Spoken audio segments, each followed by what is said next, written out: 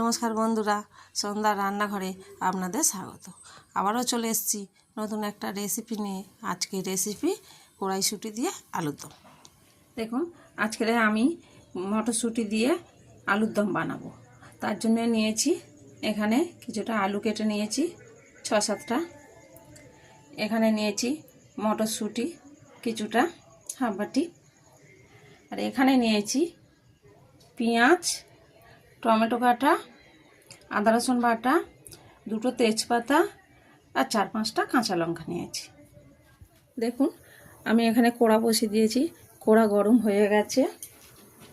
এর মধ্যে আমি দিয়ে দেবো কিছুটা তেল, তবে আমি সাদা তেল দিচ্ছি, আপনারা চাইলে সর্ষের তেল দিতে পারেন। তেলটা একটু নেড়ে দিচ্ছি। যে আলুটা কেটে রেখেছিলাম ওই আলুটা আমি এর মধ্যে ঢেলে দিচ্ছি।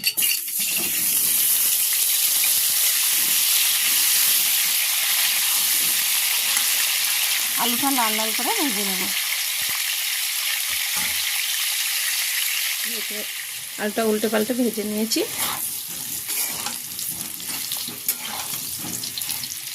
ভাজা হয়ে গেছে, এবার তুলে নেব। দেখুন, ভাজা হয়ে গেছে। ওই তেলের মধ্যে এবার দিয়ে দেবো 2টো তেজপাতা আর কেটে রাখা পেঁয়াজটা।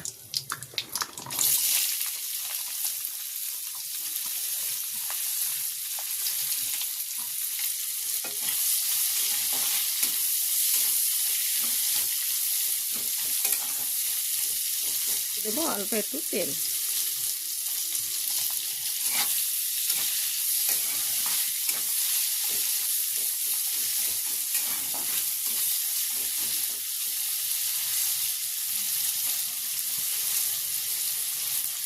পেঁয়াজটা উল্টে পাল্টে লাল লাল করে ভেজে নেব।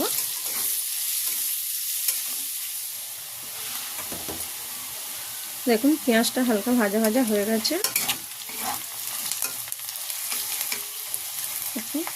এবার আমি দিয়ে দিচ্ছি এর মধ্যে 1 চামচ আদা রসুন বাটা। আরও একটু দিয়ে দিলাম। আবারও ভালো করে নাড়াচাড়া করে আদা রসুনটা ভেজে নেব, যাতে আদা রসুনের গন্ধ না থাকে।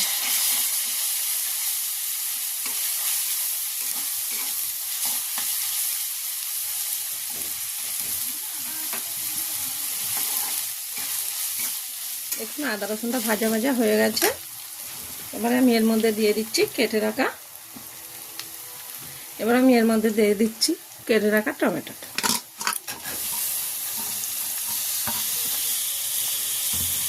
আবারও ভালো করে নাড়াচাড়া করে নেব যতক্ষণ না টমেটোটা গলে যায়।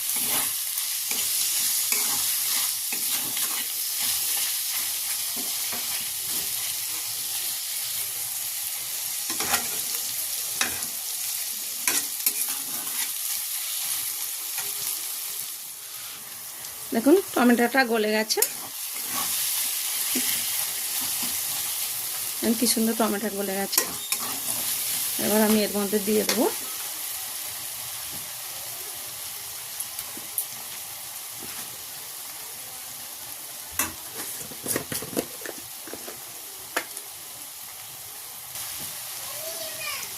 এর মধ্যে 1 চামচ নুন দিলাম,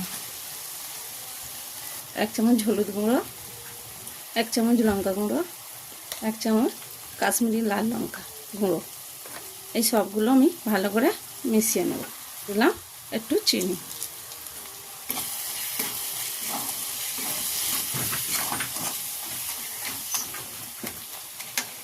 দিয়ে দিলাম একটু জল।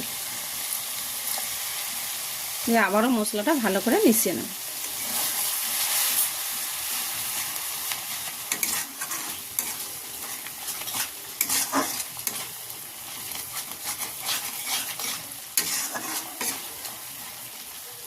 যে মটরশুঁটিটা রেখেছিলাম আমি এর মধ্যে দিয়ে দিলাম। আবারও ভালো করে নাড়াচাড়া করে মিশিয়ে নেব।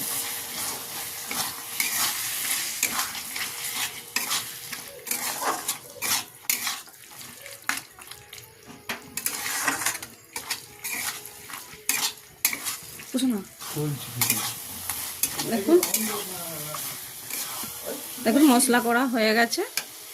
যে আলুটা ভেজে রেখেছি ওটা দিয়ে দিচ্ছি। আবারও মিশিয়ে নিচ্ছি।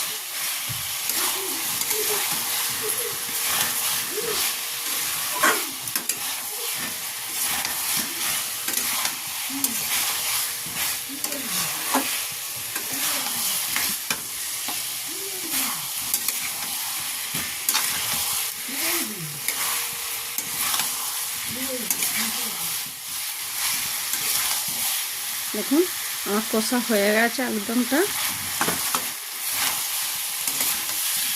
এবার আমি এর মধ্যে দিয়ে দিচ্ছি জল।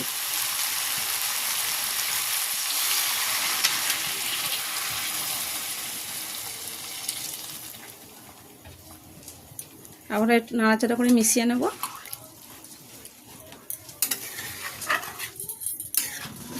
যে লঙ্কাটা কেটে রেখেছিলাম ওটা ওপর থেকে দিয়ে দিচ্ছি।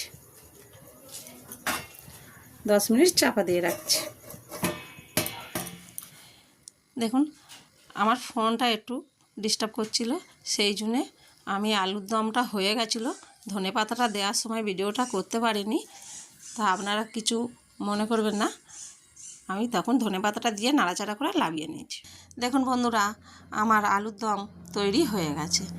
এই আলুর দম খেতে খুবই সুন্দর লাগে। আপনারা অবশ্যই একবার বাড়িতে বানিয়ে খেয়ে দেখবেন।